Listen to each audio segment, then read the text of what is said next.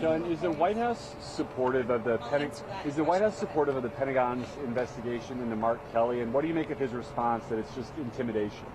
The White House is supportive of the Department of War's investigation into Senator Mark Kelly, and I think what Senator Mark Kelly was actually trying to do was intimidate the 1.3 million active duty service members who are currently serving in our United States Armed Forces with that video that he and his Democrat colleagues put out. Senator Mark Kelly well knows the rules of the military and the respect that one must have for the chain of command, and that all lawful orders are presumed to be legal by our service members. You can't have a functioning military if there's disorder and chaos within the ranks, and that's what these Democrat members were encouraging. It's very clear, and not a single one of them, since they've been pressed by the media, and I'll give you guys credit for that, can point to a single illegal order that this administration has given down, because it does not exist. They knew what they were doing in this video, and Senator Mark Kelly and all of them should be held accountable for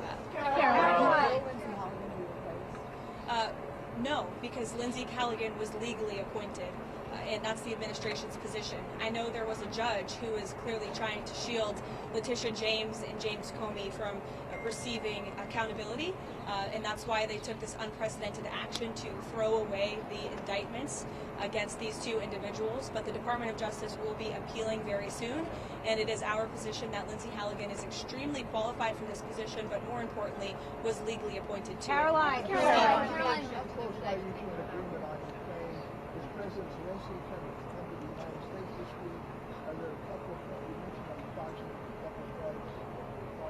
Yeah. So there are no plans at this moment in time. As you know, things can change very quickly around here, so we'll keep you all apprised, but there's no meeting scheduled right now. As for where we are, I spoke with Secretary Rubio at length. I spoke with the President as well. Everybody inside feels optimistic about what happened and transpired yesterday in Geneva. Secretary Rubio, Special Envoy Witkoff, the whole team really worked through the points of that 28-point peace plan that the United States authored with input from both sides, the Russians and the Ukrainians, and ultimately the vast majority of these points have been agreed upon. The Ukrainians have worked on language with us together, and you heard that from their delegation directly yesterday. So we feel as though we're in a very good place. Of course, we have to make sure that all of these points are agreed to, and then of course we're going to have to make sure the other party in this war, the Russians, agree to them as well. But I think the President deserves a great deal of credit for the amount of energy and effort he's put into trying to bring these two sides to an end of this war. He wants to see this killing stop. As for any deadlines, he wants to see this end as soon as possible. Is the President more determined to go after Tish James and James Comey? Go ahead. Is the President more determined to go after Tish James and James Comey? Excuse me. I'm answering a But question. you turned and looked at me. I'm sorry. I turned and looked at you because you're yelling. I will take a question from your colleague, and then I'll take your question too. Okay? Go ahead.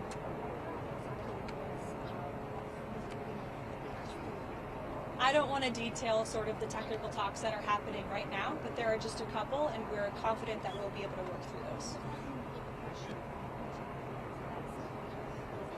The President's been putting a lot of pressure on both leaders for this entire time. We've been talking with both sides. He's been talking to both leaders directly for 10 months now. So yes, you can expect that pressure to continue. The President wants this war to end. Karoline, is the President more determined now, since the judge's ruling today, to go after James Comey and Tish James, and if so, why? I wouldn't say he's going after them. I think the President is more determined than ever to see accountability in this country, yes, and to correct the wrongs of the weaponization of our justice system that we saw under the previous administration and Joe Biden. Karoline, here. Well, as the President is so good at, I'll try to be just as good. I'm not going to broadcast any actions that may or may not be happening with respect to Venezuela. I know I've been very clear about the administration's position, as has the President and his national security team. We view the Maduro regime as being illegitimate, and the President has been very satisfied with the successful strikes against narco-terrorists and foreign terrorists that are illegally trafficking drugs towards the United States of America. He's not going to tolerate that, and you can expect to see those strikes continue. Karoline, meeting on Venezuela plan for this week. His reaction was We've seen this before. We've seen partisan judges take unprecedented steps to try to intervene in accountability before, but we're not going to give up, and I know that the Department of Justice intends to appeal these rulings very soon if they haven't already. Caroline, one question on Venezuela. Is there any plan meeting for this week on Venezuela? And another one, clarification of this weekend, because the president was asked about the former Brazilian president being arrested, and he mentioned that he spoke with this gentleman. Did he speak with Bolsonaro the day before he was arrested? Not to my knowledge. I don't know if that call took place or not. It may have. I can get you a firm answer on that, Raquel. I know it's of great importance to you for your reporting. As for meetings on Venezuela, there's meetings on a range of topics inside this building all of the time. And the president is constantly apprised of what's going on in the world, what's going on in the news, and he's very well written into all of the things that his team are working on. Caroline. If you will not go into the sticking points of the disagreement between parties and expresses, but how flexible is the president in coming to a deal, and will the Europeans be part of negotiations? I think he's been quite flexible already. We've been watching this war go on for 10 months. He's talked to both leaders countless times. Our team has engaged with both the Russians and the Ukrainians extensively. As I said, there is a sense of urgency. The president wants to see this deal come together, and he wants to see this war end. I wanted to ask you, is it MAGA to support American workers being replaced with H-1B visa holders? Are Americans not capable of filling most of these positions? Who supports getting American workers getting replaced? I know the president mentioned that he wanted to bring in some workers that he could eventually send back in regards to... The president does not support American workers being replaced. You are mischaracterizing what the president said. The president wants to see our American manufacturing industry be revitalized better than ever before. That's part of what he's doing with his effective use of tariffs and cutting good trade deals around the world. That's why he's recruited trillions and trillions of dollars in investments into our country. Those are creating good paying American jobs right here at home. As for the H-1B visa issue, the president has a very nuanced and common sense opinion on this issue. He wants to see if foreign companies are investing trillions of dollars in the United States of America, and they're bringing foreign workers with them to create very niche things like batteries. He wants to see that at the beginning to get those manufacturing facilities and those factories up and running, but ultimately the president always wants to see American workers in those jobs. And he's told these foreign companies that are investing here, you better be hiring my people if you're going to be doing business in the United States. There's been a lot of misunderstanding of the president's position. Caroline, thank you, Caroline. Is President Trump asking for Xi Jinping's help in putting pressure on Putin to help end the war in Ukraine? I won't get into the details of the conversation this morning other than what the president put out on Truth Social. He put out his own readout of that, and I will leave it to that. But I did speak with him about the call. It lasted about an hour, and it was a very positive call. The focus of the call was really Russia-Ukraine did come up, but the focus was mainly on the trade deal that we are working on with China and those relations and how they are moving in a positive direction. The president also addressed our farmers, and we are pleased with what we've seen from the Chinese, and they feel the same way. And the president and President Xi discussed continuing to stay in correspondence following their very productive meeting in South Korea. Caroline, thank you, Caroline. Two questions. On Ukraine, does the progress that you just laid out change the Thanksgiving Day deadline for Ukraine to come to an agreement, or does the president still want something more definitive by Thursday? And then on the Comey and James case, does the president still have confidence in Lindsay Halliday? Absolutely, he does, to your second question. As for your first question, with respect to the deadline, the president wants to see this deal come together as quickly as possible, and he trusts that his team is doing everything they can to get it. Caroline. Does the president support Israel as a nation of Hezbollah to start Al-Qaeda yesterday?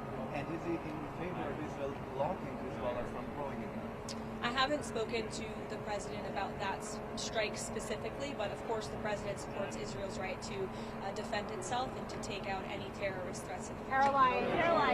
Jake? Caroline, if the president does announce a proposal to cut healthcare costs, will that include the extension of the Obamacare subsidies?